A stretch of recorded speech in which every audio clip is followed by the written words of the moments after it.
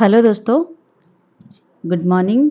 Welcome to my channel civil service mania. मैं स्निग्धा। आज एक नए टॉपिक के साथ आज हम डिस्कशन करेंगे civil servants and freedom of speech के बारे में। ये एक बेहतरीन सब्जेक्ट है जो सिविल सर्विस एग्ज़ाम के थ्रू जाना चाहते हैं इंडिया के सिविल सर्विस जॉब में और एडमिनिस्ट्रेटिव जॉब में। उन लोगों के लिए एक बहुत ही बेहतरीन टॉपिक है। जानना चाहिए क्या क्या प्रोविजंस है हमारे कॉन्स्टिट्यूशन में, क्या क्या रूल्स हैं, क्या क्या रेगुलेशंस हैं। ये सब जानना बहुत ज़रूरी है, इसलिए आज इसके बारे में कुछ डिस्कशन करेंगे। एक्चुअली ये जो चीज़ है ये हमारे आर्टिकल 19 से बिलोंग करती है। इसीलिए मैं आर्टिकल 19 पढ़ाने से पहले ये सब चीज़ों के बारे में कुछ डिस्कशन कर लूँ तो आगे आप लोगों के लिए बहुत अच्छा होगा समझने के लिए। तो चलिए शुरू करते हैं। ये जीएस पेपर 2 पॉलिटी के अंदर भी आता है और गवर्नेंस के अंदर भी आता है। तो चलिए शुरू करते हैं।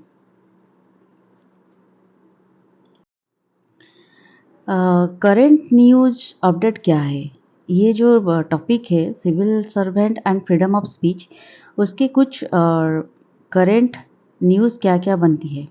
तो एक बहुत ही बड़ी करंट न्यूज़ था जो 75th इंडिपेंडेंस डे थी। उन दिनों में क्या हुआ, गुजरात गवर्नमेंट ने 11 पर्सन्स को रिलीज़ कर दिया जो कि बिकिस बानो नाम की एक लड़की थी। उसकी गैंग रेप से कन्विक्टेड थे। वो जो बिकिस बानो थी वो 21 ईयर की एक लड़की थी जो कि 5 मंथ ऑलरेडी प्रेग्नेंट थी उस टाइम पे। और ये जो लोग थे ये उसको गैंग रेप करने के साथ साथ उनके 7 फैमिली में जो 7 मेंबर थे उनको मर्डर भी किया था, इंक्लूडिंग। और बहुत ही घटिया तरीके से उनका 3 ईयर डॉटर भी थी, उनको भी मार दिया था। उसके वो जो 7 मेंबर्स थे उनके अंदर ये 3 ईयर डॉटर भी थी। 2002 रायट्स में ये सब चीज़ें हुआ था। तो गुजरात गवर्नमेंट ने 75th इंडिपेंडेंस डे में ये जो कन्विक्टेड पर्सन्स थे 11 पर्सन्स उनको रिलीज़ कर दिया था। ये एक बहुत बड़ी मुद्दा बन गई थी उस वक्त। तो तब क्या हुआ था, एक सीनियर आईएएस ऑफिसर तेलंगाना की जिनका नाम था स्मिता सभरवाल, जो अपने पर्सनल अकाउंट के पर्सनल अकाउंट से ट्वीट किए थे कि और ट्वीट करके मैं एमएस बानो के सपोर्ट में कुछ लिखे थे और गुजरात गवर्नमेंट के डिसीजन को क्वेश्चन किए थे। ठीक है, तो ये एक बहुत बड़ी मुद्दा तब बन गई थी। उसके बाद क्या हुआ कि एक डिबेट, हर तरफ एक डिबेट बनने लगी, एक मुद्दा बनने लगी, डिस्कशन होने लगी कि सिविल सर्वेंट की फ्रीडम, क्या क्या फ्रीडम्स होते हैं सिविल सर्वेंट्स के to express their personal views. ठीक है, जो मैटर लॉ और गवर्नेंस के जो जो मैटर्स होते हैं सोसाइटी में, उसके ऊपर पर्सनल व्यूज़ क्या क्या रख सकते हैं सिविल सर्वेंट, उनके पास क्या क्या फ्रीडम है, इसको लेकर इस रिगार्डिंग कुछ डिबेट्स होने लगी सोसाइटी में, मीडिया में भी। तो देखिए, इसका दो ही पर्सपेक्टिव हो सकता है कि कुछ लोगों को लग सकता है कि हाँ उन्होंने जो किया ठीक किया, और कुछ लोगों को लग सकता है कि नहीं उन्होंने भूल किया। ठीक है, तो चलिए जानते हैं आज ये ब्यूरोक्रेट कि उनके भूल, अगर उन्होंने भूल किया तो उसके पर्सपेक्टिव से क्या क्या पॉइंट्स हो सकते हैं, अगर उन्होंने ठीक किया तो उसके पर्सपेक्टिव से क्या क्या पॉइंट्स हो सकते हैं। तो पहले चलते हैं, was he wrong in tweeting this. ठीक है, तो पहले चलते हैं अगर उन्होंने रॉन्ग किया तो क्या पॉइंट्स हो सकते हैं। देखिए, हर एक चीज़ों का ना कुछ डिसिप्लिनरी रूल्स होते हैं। जो गवर्नमेंट के सर्वेंट्स होते हैं, जो गवर्नमेंट जॉब में आ जाते हैं, तो उनके उनके लिए कुछ डिसिप्लिनरी रूल्स होते हैं। तो क्या सिविल सर्वेंट के रूल्स हैं कि as a civil servant, as a bureaucrat, as a government servant, वो लोग पॉलिटिकल ऑर्गेनाइजेशन के मेंबर नहीं हो सकते। ठीक है, they prevent a government servant from becoming a member of political organisation, या फिर उसी तरह की कोई भी ऑर्गेनाइजेशन के वो मेंबर नहीं बन सकते, या फिर गवर्नेंस, जो कंट्री में गवर्नेंस चल रही है उसके रिगार्डिंग, ठीक है, कुछ उनका मत उन्होंने फ्रीली एक्सप्रेस नहीं कर सकते। ये एक डिसिप्लिनरी रूल्स है जो गवर्नमेंट सर्वेंट है, इसको अगर हम इसके पर्सपेक्टिव से देखें तो उन्होंने भूल किया। ठीक है, तो शी वॉज राइट, अगर हम ये देखते हैं कि वो राइट थी अपने काम में, अपने इरादों से, तो क्या-क्या पॉइंट्स हो सकते हैं उसके पर्सपेक्टिव से। तो पहला पॉइंट ये है, आज ये लॉ बाय द लेजिस्लेचर। तो इसका मतलब क्या है? तो फंडामेंटल राइट जो है, जब तक ये इसका मतलब ये यही कहता है कि जब तक हमारे लेजिस्लेचर के द्वारा कुछ लॉ नहीं बन जाते, तब तक fundamental right can not be curtailed. Fundamental right के ऊपर कोई भी रेस्ट्रिक्शन नहीं लगा सकता और ऐसा होना भी नहीं चाहिए। फंडामेंटल राइट को बेस करके हमारे कॉन्स्टिट्यूशन बना है। जो भी लॉ बनते हैं, हमने हमने पढ़ा था आर्टिकल किन में आर्टिकल, ये आप लोग के लिए एक टैक्स के आप ये बताओगे कि कौन से आर्टिकल में हमने पढ़ा था जो भी लॉज हैं वो वो अगर डिवाइड होते हैं, इनकंसिस्टेंट होते हैं फंडामेंटल राइट से, तो वो वॉइड हो जाते हैं। ये आप लोगों को बताना होगा। मैं बहुत ही डिटेल से पढ़ाई हूँ मेरे फंडामेंटल राइट जो है पार्ट 1 में। तो आप लोग उसे ज़रूर देखिएगा, वो वीडियो मैं डाउन लिंक डिस्क्रिप्शन बॉक्स में डाल दूँगी। तो उसके तहत आप लोग देखेंगे कि फंडामेंटल राइट जब तक ये सब लेजिस्लेचर में कुछ लॉ नहीं बन जाते, तब तक हम उसे डिवाइड नहीं कर सकते या फिर कोई रेस्ट्रिक्शन नहीं लगा सकता। तो इसके बेसिस पर उन्होंने ठीक किया, तो उनका पास एक फंडामेंटल राइट है अपने व्यूज़ रखने की। तो सेकेंड एक बात थी Lipika Paul versus state of Tripura, जो 2020 में आया था। वहाँ पे हाई कोर्ट ऑफ त्रिपुरा ने ये कहा कि गवर्नमेंट सर्वेंट जो है, वो भी, उनके पास भी फंडामेंटल राइट होते हैं। तो उनके पास राइट ऑफ फ्री स्पीच भी है। तो ये वो डिवाइड नहीं कर सकते। मतलब अगर वो कुछ अपने स्पीच रख रहे हैं, अपने एक्सप्रेशंस दे रहे हैं, पर्सनल व्यूज़ दे रहे हैं कहीं पे, तो आज ये इंडिविजुअल आज ये सिविलियन सोसाइटी में ये सब करने के अधिकार है उनके पास, वो कर सकते हैं। ये बात त्रिपुरा के हाई कोर्ट ने कहा था।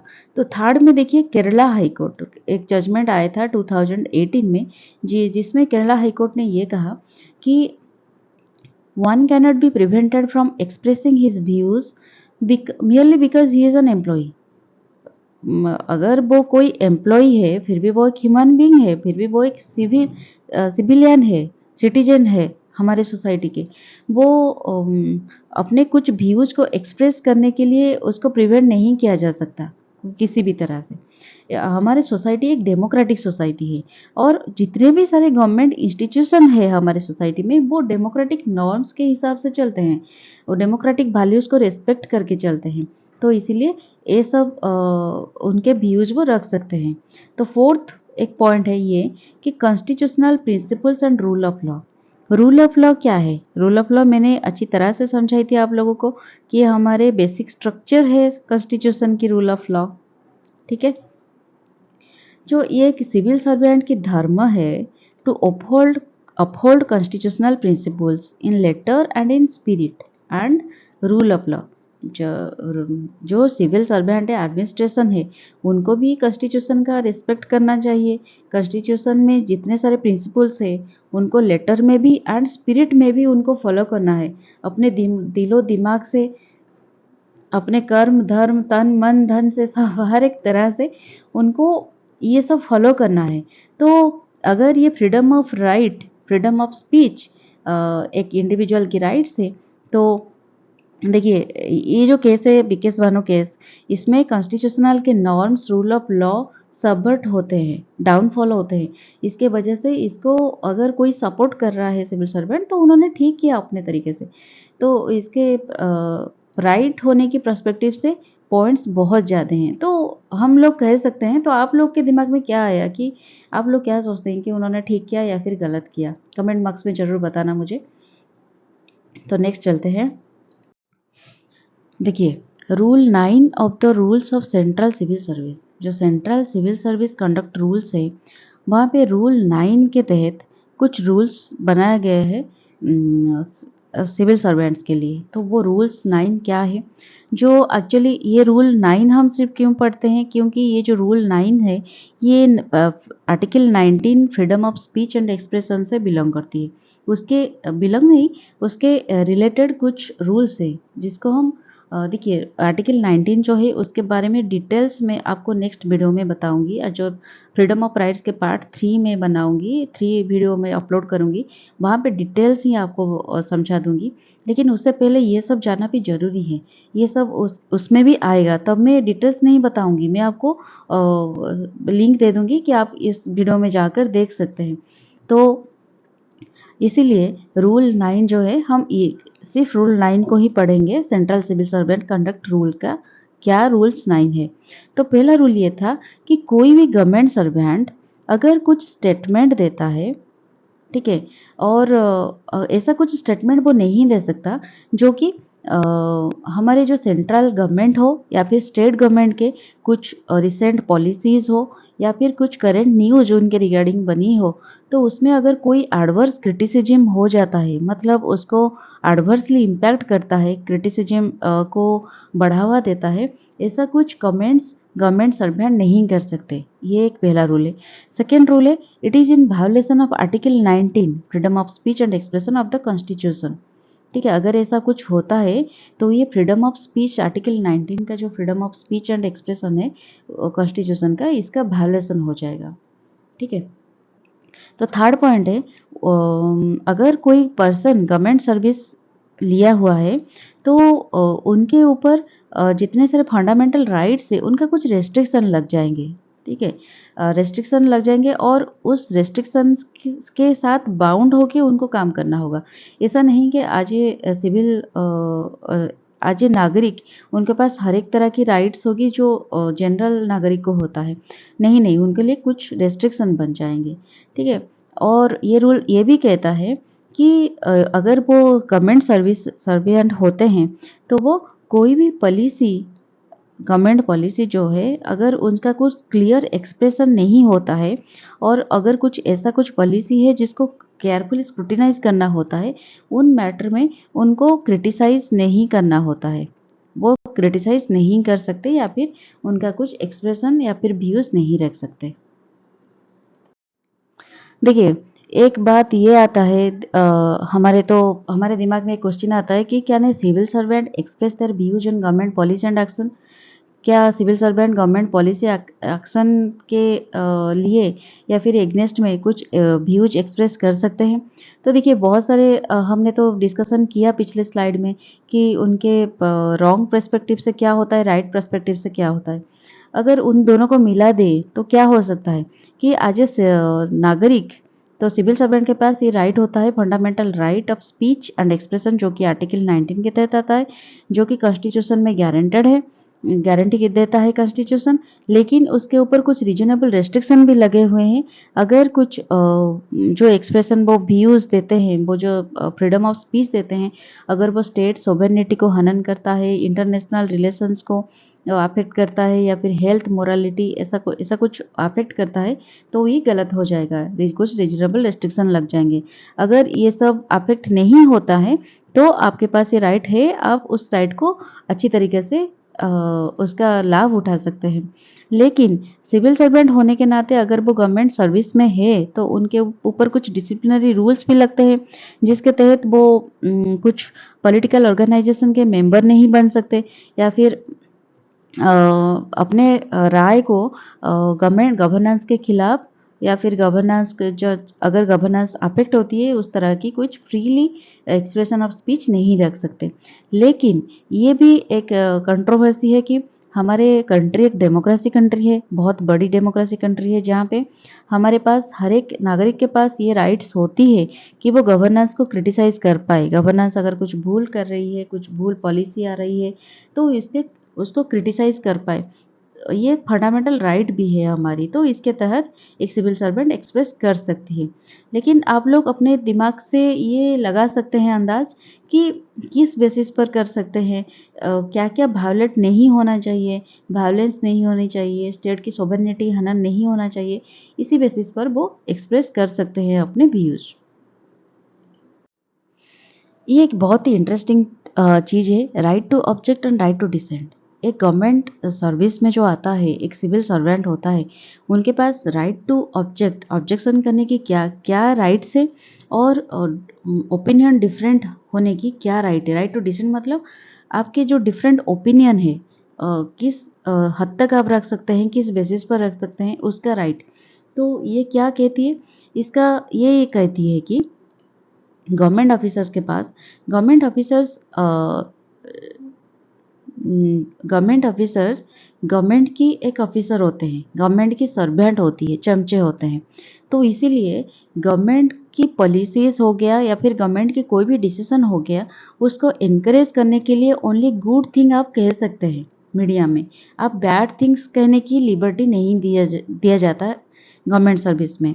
तो ये एक रूल है, ये एक राइट है। तो सेकेंड राइट क्या है, एक डेमोक्रेसी होने के नाते हमारे इंडिया, सबके पास ये राइट होती है to express their opinion, and right to object भी एक राइट होती है, एंड राइट टू डिसेंट भी एक राइट होती है in a democracy. So IAS officer के पास भी ये राइट है कि वो राइट टू ऑब्जेक्ट कर सके या फिर राइट टू डिसेंट दे सके। तो थर्ड पॉइंट ये है, एक सिविल सर्वेंट होने के नाते, एक गवर्नमेंट सर्वेंट होने के नाते आपके ये धर्म है कि जितने सारे पॉलिसीज बनते हैं गवर्नमेंट के थ्रू या फिर केस बाय केस, आप उनमें ट्रांसपेरेंसी लाओ। ठीक है, ये उनका धर्म है कि उनमें ट्रांसपेरेंसी लाना, उन पे किस तरह से ये सब कुछ लोगों के पास डायरेक्टली ट्रांसपेरेंटली रखना आप लोगों के लिए एक धर्म है। एक अगर सिविल सर्वेंट बनते हो आप, ये ड्यूटी भी है आप लोगों के लिए। और लास्ट पॉइंट ये है कि आप लोगों को कुछ जजमेंट देने से पहले, कुछ सपोर्ट करने के से पहले, कुछ एक्सप्रेशन स्पीच रखने से पहले आप लोगों को ये तय करना पड़ेगा कि आप जो कुछ कह रहे हैं वो कहीं सोसाइटी को हर्ट तो नहीं कर रही, वो कॉन्स्टिट्यूशन के रूल्स नॉर्म्स को तो हर्ट नहीं कर रही, या फिर रूल ऑफ लॉ को डिवर्ट तो नहीं हो रहा है। ये सब चीज़ें देख कर ही आप कुछ एक्सप्रेशन दे सकते हो। ठीक है, ये सब राइट्स रखी गई है। तो लास्ट पॉइंट हम देखते हैं वे फॉरवर्ड। तो क्या-क्या वे फॉरवर्ड हो सकता है, उसको और सही करने के लिए क्या सलाह दिया जा सकता है। तो पहला हम ये देखते हैं, पहला पॉइंट अपहोल्ड डेमोक्रेटिक वैल्यू। तो आज के जो गवर्नमेंट ऑफिसर्स हैं, आजकल क्या हो रहा है, मिनिस्टर्स जो हो रहे हैं, वो जितने भी गवर्नेंस में न्यू पॉलिसीज़ आ रही है या फिर न्यू डिसीजंस गवर्नमेंट की है, वो ओनली गुड थिंग कम्युनिकेट कर रहे हैं। ठीक है, ये सही है, ठीक है कि गवर्नमेंट गुड थिंग एनकरेज करना भी सोशल मीडिया में एक बहुत ही अच्छी बात है, लेकिन ट्रांसपेरेंसी रखना ज़रूरी है। हमारे डेमोक्रेटिक सोसाइटी में ये राइट्स सबको देना चाहिए, ये राइट्स होना भी चाहिए कि अगर कुछ इम्प्लीमेंट हो रही है सबके लिए, तो सबके लिए सबके पास ये राइट्स होने चाहिए कि हम कुछ एक्सप्रेस कर पाए निरपेक्ष भाव से। मतलब कुछ हमारे ऊपर फोर्स नहीं किया जाए, हम निरपेक्ष भाव से क्या सही है क्या गलत है ये डिसाइड कर पाए, ये एक्सप्रेस कर पाए हमारे व्यूज़, ये एक रहना चाहिए हमारे सोसाइटी में। ठीक है, तो सेकंड चीज़ ये है कि upholding rights of the officers के पास ये राइट है कि वो ट्रांसपेरेंसी मेंटेन कर पाए पॉलिसीज़ में, सोशल मीडिया में ट्रांसपेरेंसी रख के ही कुछ पॉलिसीज़ अच्छी तरीके से, अच्छी इंटेंशन के साथ आगे बढ़ सकती है। ठीक है, तो केस बाय केस अप्रोच भी रखना ज़रूरी है। केस बाय केस के बेसिस पे क्या सही है क्या गलत है वो डिफरेंट हो जाता है, चेंज हो जाता है। तो केस बाय केस स्टडी करके अप्रोच के बेसिस पे हम ये ट्रांसपेरेंसी मेंटेन करना चाहिए। तो थर्ड पॉइंट ये है कि डिफरेंशिएशन होना चाहिए कि क्या गलत है, क्या सही है, क्या सोसाइटी को हर्ट करेगा, क्या कॉन्स्टिट्यूशन को हर्ट करेगा, क्या रूल ऑफ लॉ को डिवर्ट करेगा। ये सब चीज़ों को आगे रखते हुए, तय करते हुए हमें सोशल मीडिया को सही तरीके से इम्प्लीमेंट यूज़ करना है। कुछ पॉलिसीज़ आ गया या फिर कुछ डिसीज़न आ गई गवर्नमेंट की, सही तरीके से उसको लोगों के सामने रखनी है। तो चलिए आज का ये टॉपिक ख़त्म हो गया। मुझे लगता है कि आप सही तरीके से इस चीज़ को समझ पाए। अगर समझ नहीं पाए तो कमेंट बॉक्स में ज़रूर बताना। अगर समझ पाए तो भी कमेंट बॉक्स में बताना कि मेरा लेक्चर आप लोगों को कैसा लग रहा है।